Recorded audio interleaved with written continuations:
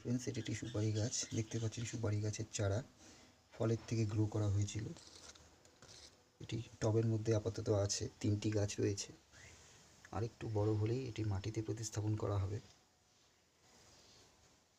বিশেষত বর্ষাকালে এই সুপারি গাছ বেশি গ্রো হয়, বেশি বৃদ্ধিপ্রাপ্ত হয়। এখন যেহেতু শীতকাল, তবুও টবের মধ্যে রেখেছি। 3টে চারা তৈরি করেছি টবের মধ্যে। এটি একটি অর্থকরী ফসল, দেখতে পাচ্ছেন। নতুন একটি পাতাও এসছে।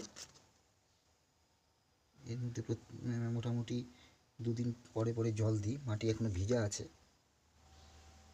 গাছটাকে একটু বড় করে নিতে পারলেই মাটিতে প্রতিস্থাপন করতে পারবো। এটি একটি ভালো জাতের সুপারি। 3টে গাছ রয়েছে।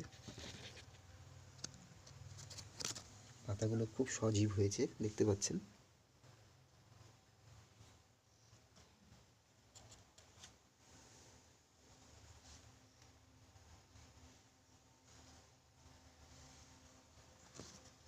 খুব যত্ন লাগে না, একটু স্বাভাবিকভাবে বসিয়ে দিলে, একটু সামান্য সার পেলেই ভালো বৃদ্ধিপ্রাপ্ত হয়।